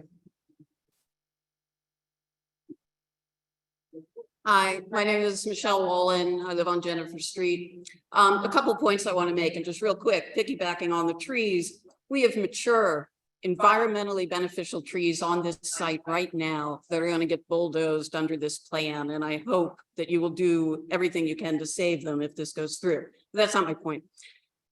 I have been going pretty much to every single ANC meeting for almost the past 3 years. I repeatedly brought up at these meetings, you need to find out what the community wants. You need to go to the community. I brought this up constantly. It didn't happen. There was talk for months of doing a wide meeting that Peter Gosselin was trying to organize. It never happened for various reasons. And we went around, we had a petition about a year ago, and I would take it to people in the community, normally drop it off. Every now and then if someone was out front, we would chat. And I wasn't saying this is going to be a horrible thing, because I really wanted to know what people thought. And I will say this, if the community survey, which is 2 years too late, it should have happened before that small area plan went through, and it didn't. But thank God it's going to happen now, maybe. Let me say this. If I'm not, I don't want the development for various reasons I'll touch on. But if I'm not a step with the community, I can accept that. But I can't accept the ANC pushing this on the community. I can't accept certain advocacy groups such as Ward 3 Vision pushing this through on the community. But in any event, the community was never sufficiently involved in all this. They left it to the Office of Planning. Office of Planning had a meeting like in February. Everyone agreed, even the ANC, the ones most in favor of this, all agreed that that meeting was inadequate and unsatisfactory and did not get at what the community wanted. So I am pleading with you, especially our council member, when this survey comes out, to please pay attention to what the people say they want. Because this is why there are so many people who are so upset and angry. They feel they've been ignored in this whole process. And they have, okay? The other thing I just want to say real quickly, affordable housing. We're not against affordable housing. If you were to get the Wells Fargo site, no one would say, don't put affordable housing there. We're fine with that. We might complain that it's too tall, that we would, but we wouldn't complain about the affordable housing. But here, this is a community center. There's a summer camp for kids, 8 weeks, all summer. This is our outdoor recreation area. If you put a lot of housing here, it's going to not feel like it belongs to the community anymore. The housing is going to dominate it. And it's, recreation is important. Having a community space is important. All these things are important. Affordable housing is too. But even, you say public land is where you can do it. But even with plain old IZ, because this space isn't too big, IZ is already going to give you more affordable housing in Friendship Heights, where over 1,000 units are already planned to be built, than you're going to get here. The Wardman Hotel, everyone is complaining because there isn't enough affordable housing there, and that's a legit point. But still, it's going to be 900 units, 72 are going to be affordable. We're talking about 30 at most here, unless it goes all affordable, and then who's going to pay for the underground parking? Who's going to do that? Anyway, thank you. All right. Can I? Let's let him go. Yours? Let him go. I want to be clear about one thing. I am not opposed to the idea of affordable housing being developed. I want to see that affordable housing developed in affordable communities, first of all. Secondly, I'd like to see the plans, and I've looked at the plans for the citywide. I don't see any plans for affordable housing in Kalorama, in Georgetown, in Foxhall, in the elite neighborhoods that are untouchable. That's that's not even considered by the city. They would stop themselves from even entertaining such a thought. So that's why I want to open up this discussion, that there are three key issues we need to focus on, putting aside the process, this grinding process that we're put through. Number one is the civic center, the library, and the community center that are going to be established have to be aesthetically and functionally acceptable and integrated within the community. That's number one. Number two, the issue of affordable housing that WIN and other lobbying groups are pushing as part of that plan, putting 100 units on top of this site. And I'm opposed to that idea because they're connecting things that are separate and need separate discussions, debates, and resolution. Thirdly, the issue of removing the restrictive covenants, that is the height restrictions, that's part of WIN's also lobbying effort. That's been going on for over 100 years. And I want my neighbors in the community to realize something very important. Remember, this is an advisory group. The decisions are made downtown by the mayor's office and by the council. And who owns this city, who owns those politicians, is not you. It's the contributors, the donors. And the biggest donors to those politicians are the real estate interests and the contractors. They own this town. And that's why in all those commercial developments, there's been 20 years of massive high-rise developments, condominiums, apartments, and commercial office space being built ever since Marion Barry got kicked out. And they took over this town and they're still at it. And now they want to encroach upon a very solid, stable, prosperous, middle-class community. And the moment you set that precedent, the blockbusting is going to start. That precedent is critical, not to allow any encroachment on a stable, prosperous, very that's developed organically over generations, this community. And the moment you breach that wall, everything's going to fall apart. Look at San Francisco right now. Look at different cities in California.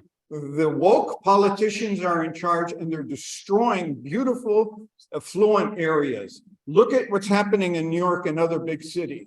Okay, And thank that's you. what they're doing here. And we have to be very careful of it. And they're doing it under the guise of interfaith and all this.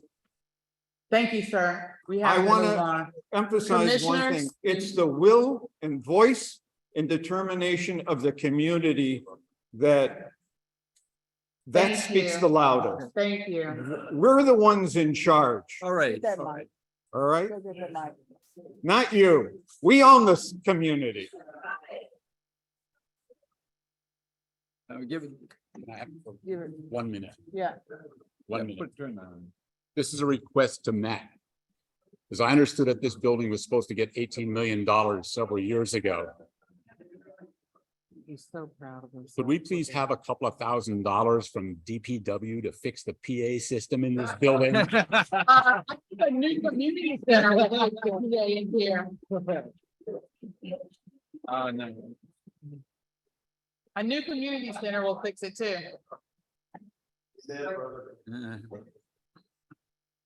Can you hear me? Yeah. Okay, so Matt, my question is also for you. My name is Karen Caston. And I would like to understand more clearly why you feel so strongly that affordable housing should be built on this site, and that it wouldn't be sufficient, let's say, at the Wells Fargo site. Now, I think what I've heard is that, Bill, would you please stop taking pictures? Thank you. I think what I understood you to say is somehow this site will be easier for the city to take. Or that's the only way I can quite, I'm asking you, only way I can quite understand, because the Wells Fargo site, let's say, couldn't the city also take it by eminent domain in the same way that it could have taken and could still presumably take the Worthen site? Worthen Hotel. Thank you. Thank you. Okay, can folks hear me? Because it's working or? No, give them the other one. Yeah, that. All right, so this one working? Yes. Thank you very much. So the reason why this is a particularly attractive site, because the city does understand, and so if you use the area. Can I ask you for a housing, Stop it. cost of the land Well, you know how they are. and it enables you economically to build affordable housing in a way that is much more difficult in an affluent area like this, where private land is very, very costly. So that's part of what makes it particularly attractive to do it on this site. Now, I have actually been closely associated with Wind for years, and I think that the work that they're doing is very important. I think the idea that it's got to be 100 units and that it might have to be all affordable, I think those are the questions. I think the economics, how do we make this work? In a way, somebody said, well, how are you going to do the underground parking?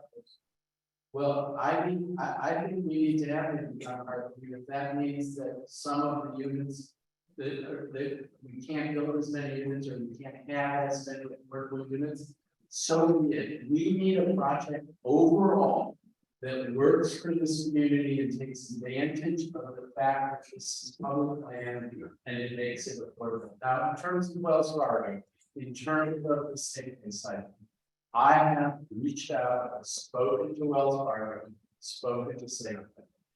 Part of what will happen in this RFP process, and it's been a while since I've spoken with them at post, but I want the RFP to say explicitly that they will entertain proposals that utilize adjacent sites. And then it will fall to potential bidders to reach out to Wells Fargo and Safeway and see whether or not there is something they can do that they can make into a particularly attractive project.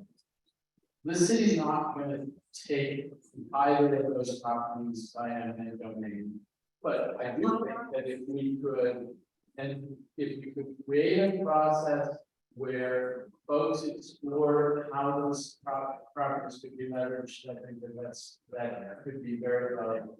The points made about trees, I actually think are really important, and we do need to look at that and think about that. That is the critical thing that in the RFP process, I do think people should say one of the things that's important to them is preservation of tree count. And get that in so that potential bidders take that into account and come up with proposals that preserve as much of the tree canopy and create spaces for new trees.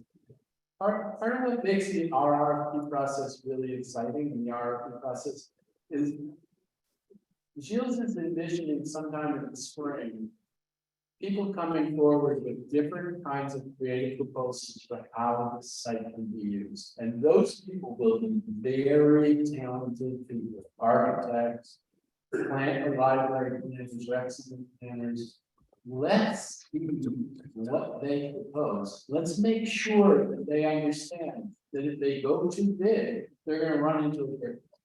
If they aren't sensitive to the transition to the neighborhood, they're gonna have a problem. If they don't have green space here in the way that people feel like they need to have green space here, they're gonna have a problem. Let's get the best minds out there to come up with proposals and see what they have to say and have a conversation around that. And in the meantime, let's give them the best guidance we can about what kinds of things we want to see on the site. Commissioner Gosselin. Andrea, just 1 minute. I want to just ask, we're running out of time and I just want to ask two very specific questions. Jill, in every single RFP that has been done by your department before this, there were at least 2 meetings. I know to a certainty you are being told that the community engagement here is not adequate. Will you at least commit to 2 meetings on your schedule? You just have a paren as if maybe there'll be a meeting. Can you make that commitment tonight? I'm part of the organization. I'm certainly happy to take. Okay. Perspective. Okay. I'm not the blessing. That means being part of the organization. So I appreciate the question. The other thing is that in your list for community input, unless I'm misinterpreting something, I don't know that I don't see that we get to comment on the proposals when they come back. Surely developers are going to have to present to us whatever the proposals are. Is that on this list? Yes, it's a public discussion. Each proposal will be presented to the community. You feel like it's specific input as to proposal. All right. Yeah. Thank you. Commissioners, any more questions? Get him back there. And get him this one. He's got Yeah, I wondered if there's any way you can determine how representative your survey was of this community. For example, you said 64% had no children under 18. Can you compare that with the actual numbers for this community and do any other kind of demographic cross check so that we know that the number of people you interviewed is a small fraction of this community? But if you can cross check some of those demographics, we can know whether your sample is accurate or ascending. Thank you. And there was one question that folks had about adjoining properties.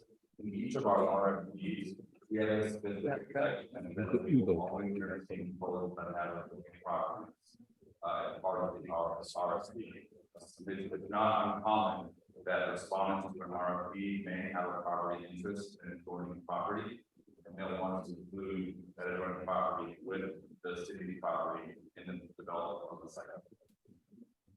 Just a quick question for Councilmember Frumin, going back to the matter of the proposed zoning for the civic site and your comments on the amendments that OP made, which we recognize, would still left the proposal as it stands now for an 80-foot building, potentially up to 80 feet and 80% lot coverage. So I just want, if I could, to have you clarify your position on that. Does that meet with your approval, that type of zoning? Yeah, so I am looking at that proposal. My understanding is there's a number of different requirements, and the 80% lot is one thing. The 80-foot height is another thing. There's also a thing called floor area ratio that goes to how much density can go there. And so then what does the building look like if it's 80% lot occupancy? How high can it go? And I don't think you can go that high. And then what does it look like if it's 60% lot occupancy? What height can it go to?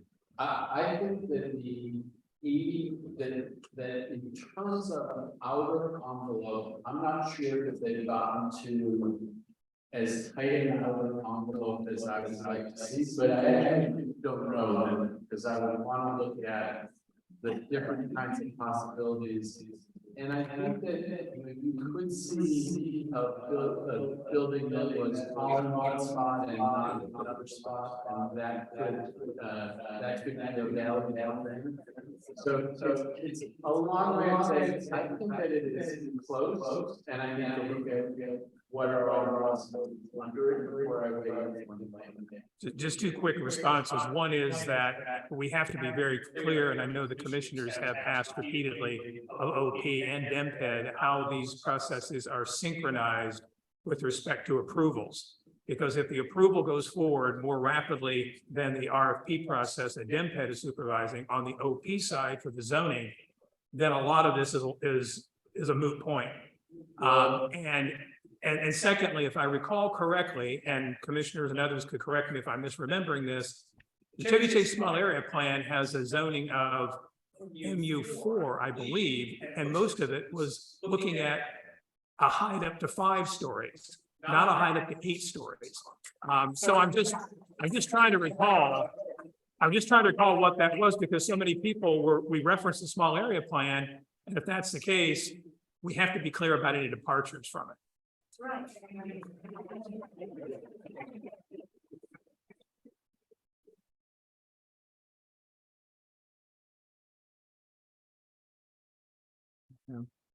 Last comment. To quote Peter Lynch, Commissioner Peter Lynch, we live in an age of increased divisiveness, loneliness, and socioeconomic stratification. The stewardship of public places where all citizens are welcomed without any preconditions must be treated with careful consideration. We are being offered a false binary, affordable housing here on the Chevy Chase Commons or nowhere in Chevy Chase. Honestly, it feels punitive. Orwell would be proud of a government that surpluses and disposes of fully utilized public space. He would also bitterly enjoy an ANC that pre-approves housing on the commons, but still goes through doing a community survey that may instruct them otherwise. Sacrificing the 1.7 acre public space for housing apparently requires, according to OP, 80-foot buildings occupying 80% of the site, as per the special zone that OP has dictated. It also ensures that no one, neither the public nor the residents suffered to live here, feels at home. Why can't you find a middle way, a way to thread the needle to deliver the greatest good to the greatest number? Here's a middle way. Pass Janice Lewis George's Green New Deal, co-sponsored by Councilmember Frumin, and fund acquisition of underutilized commercial land, like, for example, at Wells Fargo, for the development of social housing. Even the mayor's 2019 affordable housing roadmap recommends that the city acquire land in Ward 3 for affordable housing. Thank you. So folks, we are at 9:01. OP was supposed to present. I don't see them online and I don't see them here. So we're going to move past that. But we need to wrap up, commissioners. I'm going to ask that we forego the ANC committee reports. Commissioner Ferguson, I think you had some treasurer, something for the treasurer's report. Yep, I've got my treasurer's report ready. All right, I'm going to share my screen.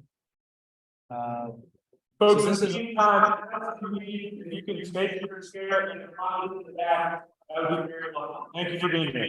Go on. I'm sorry. Is the meeting being wrapped up? Please. Okay. Yeah. So here we've got the fiscal year 2023 quarterly financial report. Can you take the chair, because we're still conducting the meeting and we cannot hear. Thank you. Go on. Thank you. So as I said, this is the quarterly financial report fiscal year 23, quarter 3. This shows our quarterly expenses. We also received some income from an IRS reimbursement. This is something the full commission we need to vote on to submit to ANC. So if anyone has any questions, I'm happy to talk about our expenditures and our budget, where we are, our allotments. But barring no questions or comments, I will move to approve our quarterly financial report for fiscal year 2023, quarter 3. Second, all those in favor, raise your hand. We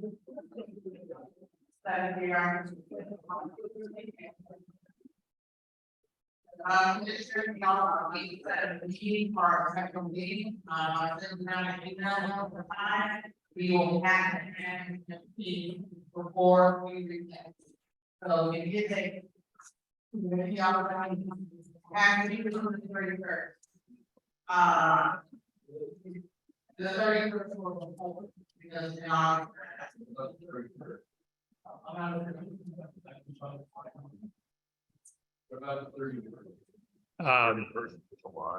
We are scheduled vacation. We're away. We just give tomorrow, so if you had, Mr. Burks, are you available on the 31st?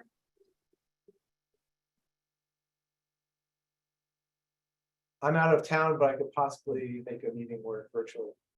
Say that again. What did you say, Zach? I couldn't hear you. Did you ask about the 31st? I'm out of town, but could probably join virtually. Okay. And to clarify, What's this for? Yeah. What are the items on the agenda for the special meeting? So I got an email around a number of times that you guys saw. The item are array.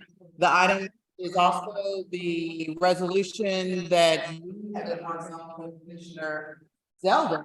Okay. And the item on the agenda is whether or not we're going to have virtual meetings, in-person meetings.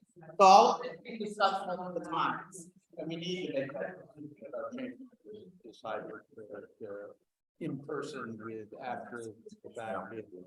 Yeah. Right. Okay. But we have Lynch. Okay.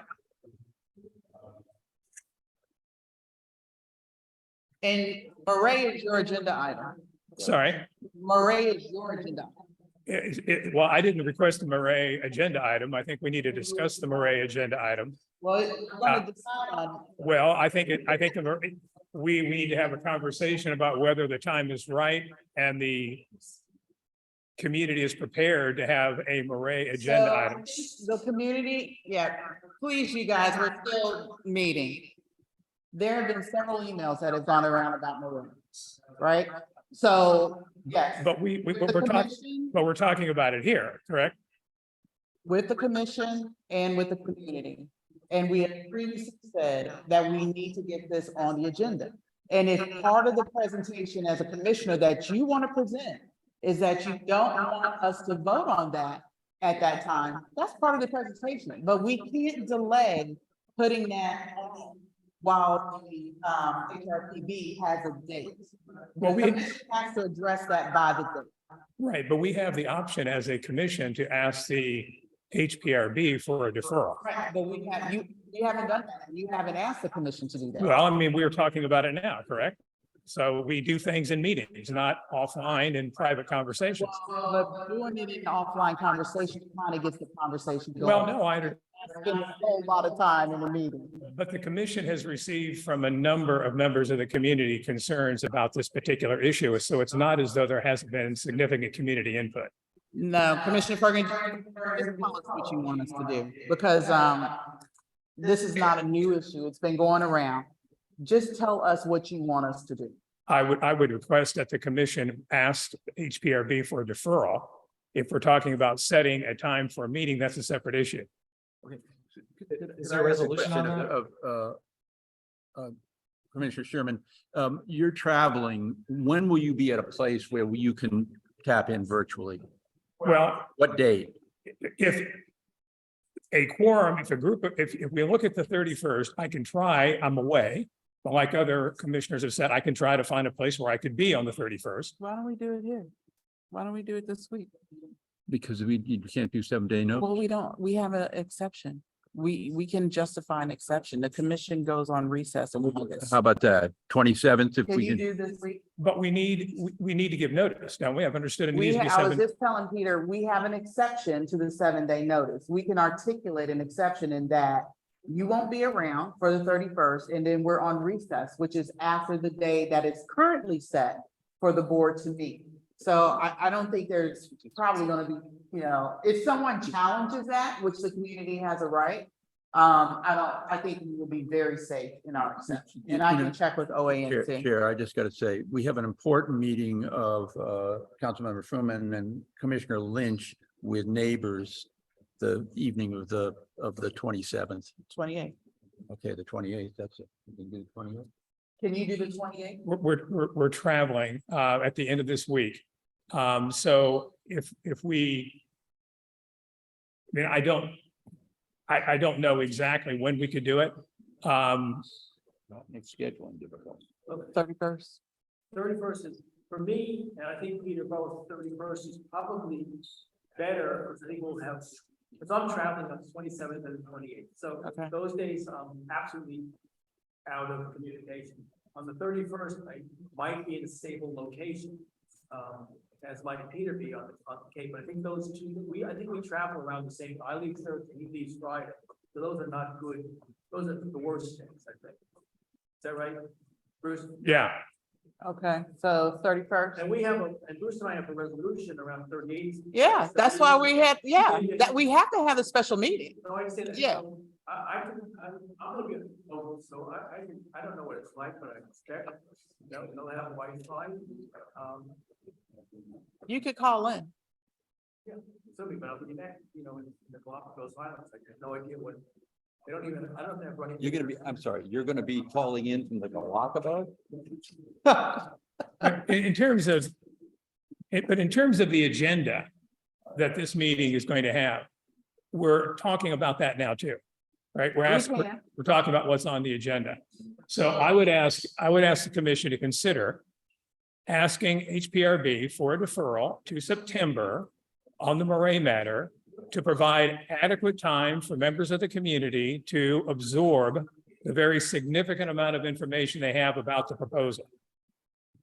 And I also would note, of course, and there isn't time tonight to talk about this, the deficiencies in the process. Exactly. Do you want to? So I'm just going to say, and I know they're trying to wrap up. I don't support that. I mean, this commission has historically got late notices on zoning, all types of issues with a lot of information. I attended the meeting. I looked at the presentation that Murray did. It's not a volume of information. If they're looking at their entire package in terms of the field and historic preservation, the scope of this matter is very narrow. It's a very narrow scope. So that's just my personal opinion. I would support that. Yeah, Mr. Goff? I think that we ought to try for the 31st, and we can pick a time, and hopefully you'll be able to call in. Okay. 31st for what? The special meeting. I know, but. Yeah, everything that we just talked about. And the issues about how we be meeting. So we can go back to. Well, I just want to say that I personally, I don't know if we're voting on this, but I personally have no problem delaying the rain in September. That doesn't bother me one bit. Well, I think we would hear, if we did that, I would say we need to hear from Murray. So we would have to hear personally, I would think, because we don't know the impact of that delay on their timeline. That's fine. Wouldn't that be fair? But we do know that they've already announced that they do not expect to get any of their permits until the fall. They've made that very clear. Yeah, but I'm saying. Also, it's also been the case, as we know, that the notification here has been very deficient. That's part of the record. Oh. And therefore, the lack of planning on their part all of a sudden constitutes an emergency on our part. Well, no, this is not all, in all fairness, Commissioner Sherman, this is not all Murray. They did the notification when notified officially that they had to do the notification. I don't, we're gonna manifestly disagree on Okay, this, so and then we and the can disagree record, with that. and the record indicates that they did their application. So are we all okay with the meeting on the 31st and those items on the agenda? I want to propose a motion striking Murray from the agenda and have us vote on it. Is there a second to Commissioner Sherman's motion? All those in favor, raise your hand. To strike Murray from the agenda on the 31st. I agree with this. We have a lot to handle, it seems, in this meeting. Michael's gonna be in the Galapagos Islands. But let me just interrupt. Let me just stop. This has been an email discussion for weeks. With all due fairness, for weeks. They sent around a notice of the meeting and commissioners chose to attend or didn't attend. They sent around an email recording of the recording. We get delayed and late zoning notices all the time. We have not, and if we delayed this, we at least owe it to Murray to have them speak on the delay. Commissioner Gore, to be very that. very candid about it, we were notified 12 days ago. And they made their application on June 12th. They didn't even notify the Murray Task Force at its meeting on June 14th. They withheld the information and then let me finish. Then they presented an entire packet of information to the community just 12 days ago. So what would be your objective to having Murray speak for itself and having Murray speak to the deadline or the impact of the delay on their deadline? Why would we not owe that to Murray? Because the deadline that we've already understood from them, the permits that they're going to be receiving are to be delivered. They've already told us this in the fall. And if the board set the date now, and if that date is delayed, I have talked to Murray, and he said that would impact their schedule. And if that's the case, then we need to hear from them. Right, but we need to hear from them. So can I suggest that we meet on the 31st? We will pause this discussion about Murray until we're able to talk to them. That's what I said. Okay. I said that. But so if we get agreement on. There is a motion on the table. That's what I said. And Commissioner Sherman put a motion on the table to take this off. And it is unfair. Let me just say this. It is unfair for us to vote on this, not hearing from the organization. Can I speak? I've had my hand up. It's unfair to vote on it? You gonna vote on that? Yes. Why would it be unfair to vote on The it? vote is to strike this from the agenda on the 31st. That's the vote. Could I speak on? That's the motion. All in favor? All in favor. Could I speak on the issue? Okay. Two. Commissioner Ferguson, are you still with us? Yes, I've been trying to speak on the issue. All those opposed, raise your hand. 1, 2, 3. Michael. Zeldin. Yes, with you. Zeldin. Yeah. Any abstentions? Okay, motion fails. Zach. He's not here. Motion failed. No, Zach is here. Oh, Zach said he was. We have to get out of here. Zach, are you online? I am. Yes. Okay, do you have a vote? I oppose Bruce's motion. I support Chair Gore's motion. Okay. So it's 6 to 5 for 2 to 5, it failed. Okay. Thank you, Commissioners. Meeting is adjourned at 9:17. We'll reconvene on the. Wow.